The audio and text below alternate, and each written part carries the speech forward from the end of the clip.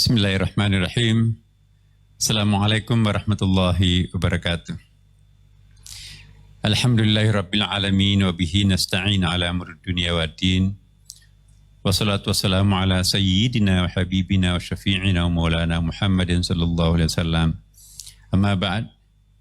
Para pemirsa dimanapun juga berada, alhamdulillah, akhirnya bulan kesayangan kita, bulan suci Ramadan telah meninggalkan kita.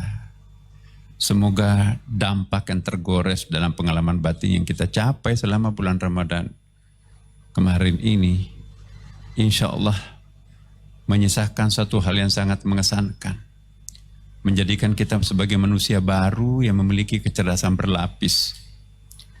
Kita tahu bahwa virus corona atau COVID-19 ini, siapa tahu itu adalah utusan Tuhan yang membawa misi tertentu, mengajak kita untuk menjadi benar, menjadi khalifah di muka bumi ini. Jangan over maskulin yang melampaui batas. Mungkin juga berfungsi untuk mengangkat kita ke atas rel yang benar. Selama ini mungkin kita melenceng dari rel yang benar. Jadi di balik setiap musibah itu pasti ada hikmahnya. Oleh karena itu kita jangan meratapi musibah. Mari kita bersahabat dengan musibah. Dengan sebuah tradisi baru, ya, pasca kegiatan, pasca keadaan kemarin itu.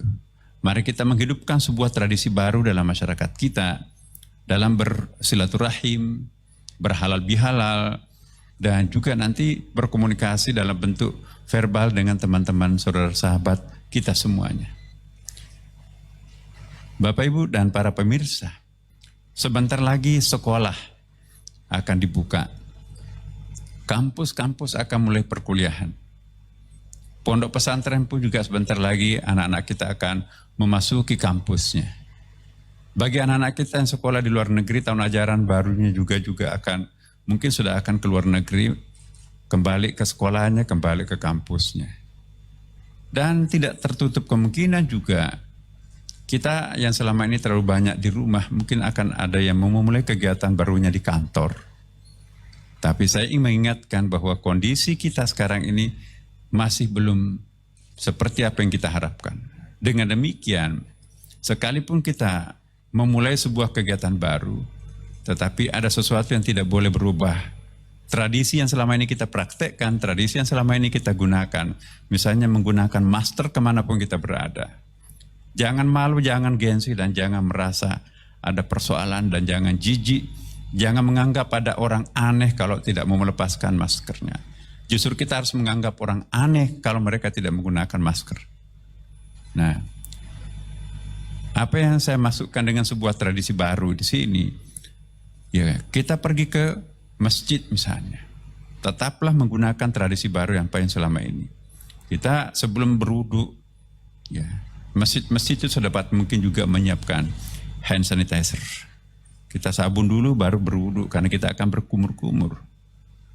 Ya, bagaimana memelihara diri supaya nanti betul-betul tetangga-tetangga kita di samping masjid itu atau di samping sajadah kita itu, jarak sosial tetap harus kita pertimbangkan sampai nanti protokol yang telah dikeluarkan oleh pemerintah, tentunya juga sesuai dengan Majelis Ulama bagi yang beragama Islam, itu akan muncul informasi baru. Para pemirsa, apa yang kita harus lakukan terhadap anak-anak kita yang sebentar lagi akan masuk ke sekolah ini? Anak-anak TK kadang-kadang dia tidak punya perhitungan yang seperti kita paham. Anak-anak SD pun juga, mungkin karena selera mudanya yang sangat terbiasa dengan pengalaman-pengalaman sebelum liburan panjang Ramadan ini, tiba-tiba mereka masuk ke sekolah dengan menggunakan tradisi lamanya. Dia tidak menggunakan masker, mereka juga tidak terbiasa cuci tangan pakai sabun, langsung makan di sekolahnya kan. Sekolah kita kan sekarang rata-rata full day itu ya. Nah, orang tuanya sudah tidak lagi mampu memantaunya. Sementara gurunya terbatas, muridnya banyak.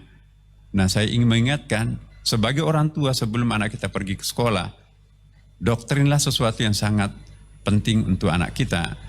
Kapanpun, dimanapun anak kita berada, tolong kita ingatkan bahwa tradisi yang selama ini kita gunakan, itu tetap kita pertahankan. Cuci tangan, pakai masker, berjarak, Dan juga ingat, salat pun juga kita harus melihat perkembangan situasi.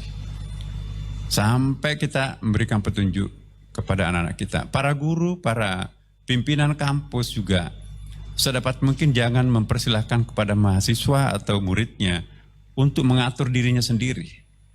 Kita sebagai pemimpin institusi, pimpinan pondok pesantren, pimpinan atau kepala sekolah, rektor dan seterusnya, tentu kita menghimbau juga.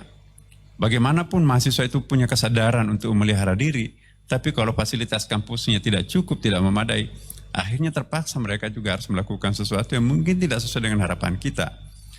Maka itu secara komprehensif semua pihak harus menciptakan kesadaran baru dalam sebuah dunia baru kita sekarang ini.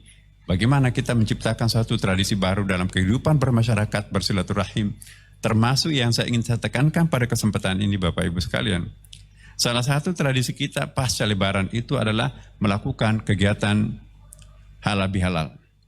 Halal bihalal ini adalah buatan Indonesia, made in Indonesia. Kebudayaan Islam Indonesia yang tidak pernah kita temukan di negara lain. Bahkan bahasa Arab ini pun juga bahasa Arab aneh. Orang Arab itu nggak tahu apa artinya itu halal bihalal. Karena struktur bahasanya itu sebetulnya tidak punya arti.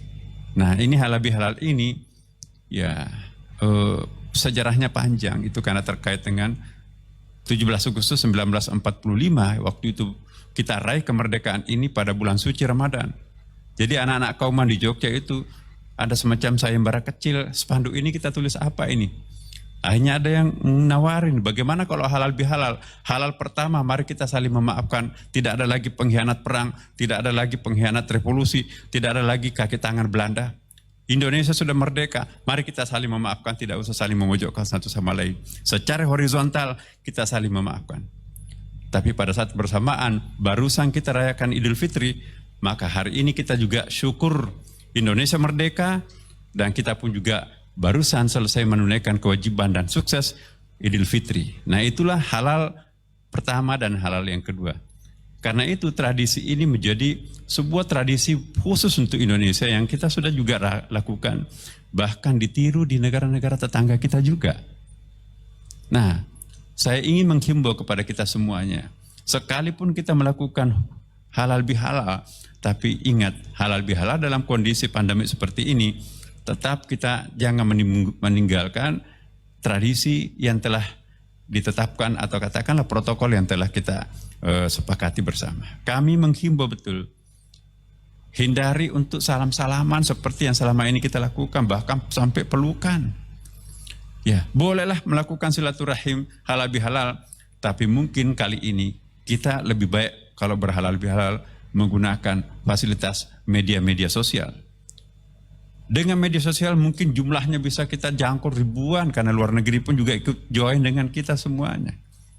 Insya Allah sampaikanlah halal bihalalnya itu dengan ungkapan-ungkapan yang sangat khas, sangat emosional melalui handphone kita.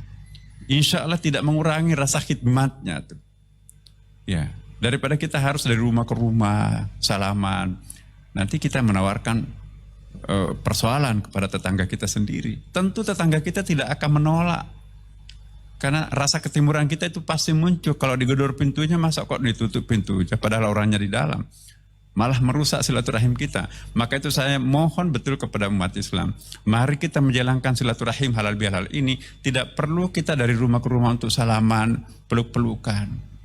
Bahkan tidak perlu kita mengundang para penceramah dalam ruangan yang sangat padat di situ. Lalu ada yang ceramah. Mari kita mencoba untuk menciptakan konsep halal bihalal versi era pandemi seperti sekarang. Caranya adalah tetap kita menggunakan zooming, ya semua bisa terjangkau, pesan pun juga bisa tercapai, dan insya Allah kita juga bisa saling tatap muka di situ itu. Nah, para pemirsa, sebentar lagi juga kantor-kantor, sekolah-sekolah pesantren, bahkan juga mungkin masjid ada yang sudah tidak tahan lagi untuk salat berjamaah. Sekali lagi saya ingatkan, terutama yang berada pada zona merah, ya tetap lebih baik kita salat di rumah. Sampai nanti ada petunjuk dari pemerintah atau petunjuk dari majelis ulama kita. Insya Allah tidak mungkin pemerintah atau ulama kita akan memberikan sesuatu yang tidak sesuai dengan hati nurani kita semuanya. Apa yang disampaikan pemerintah kita, percayalah itu untuk kemaslahatan kita semuanya. Mana ada ulama dan pemerintah, ulama umrah itu ya bersepakat untuk membatasi kemerdekaan masyarakatnya. Percayalah apa yang dilakukan, apa yang diperintahkan, apa yang dianjurkan oleh ulama dan pemerintah kita semata-mata demi untuk kemaslahatan kita bersama. Nah, dalam Al-Quran kan tentu banyak ayatnya kita bisa atiullah wa atiur rasul wa ulil amri minkum. Ya, taatilah Allah dan Rasulnya dan pemerintah kalian. Ya, siapa lagi yang kita akan dengarkan dan siapa lagi yang kita akan ikuti kalau bukan perintah isyarat dari pemerintah kita dan ulama kita. Percayalah Bapak Ibu sekalian, insya Allah dengan dalil-dalil yang dikemukakan oleh Majelis Ulama, betapa pentingnya kita memelihara kesehatan sehingga tidak perlu kita sholat di masjid. Tunggu waktunya, insya Allah Allah juga maha mendengar, maha tahu apa yang kita lakukan. Inilah para pemirsa, saya ingin menggarisbawahi apa yang sering selama ini kita dengar. Tetaplah cuci tangan dengan menggunakan sabun atau air mengalir minimum 20 detik. Ya, sela-sela kukunya bagi yang kukunya yang panjang itu, jangan formalitas. Tapi betul-betul kita lah yang paling tahu daerah-daerah yang paling sensitif dari anggota tangan kita ini. Kemudian selalulah pakai masker. Masker ini ya, kalau memang ini berfungsi untuk melindungi kita, maka wajib hukumnya untuk menggunakan masker.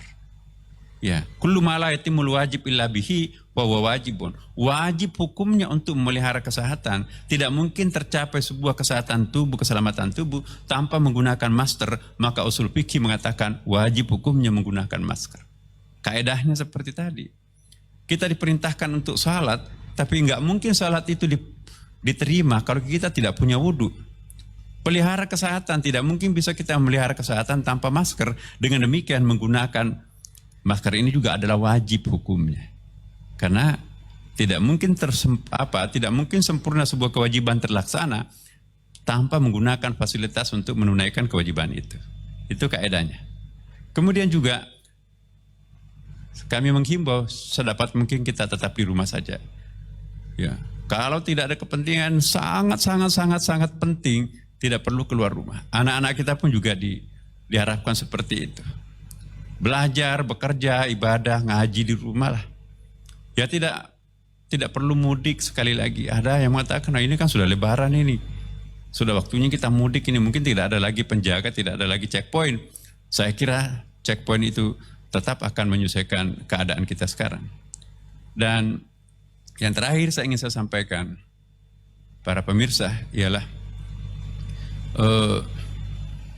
pada saat kita menerima undangan untuk bersilaturahim atau halal bihalal, sekalipun siapa yang mengundang kita, ya mungkin itu orang tua atau mungkin guru kita atau orang yang sangat kita hormati, jangan karena hubungan emosional kita kepada yang mengundang itu sehingga kita menafikan tradisi baru kita yang selama ini kita lakukan. Udahlah, nggak usah pakai masker, ini bahaya atau nggak bagus, nggak sopan. Nggak. Saya juga menghimbau kepada tokoh masyarakat yang melakukan acara pun, jadilah contoh terhadap warga masyarakat. Bagaimana masyarakat bisa mengindahkan satu protokol yang bagus kalau tokoh masyarakatnya pun juga tidak.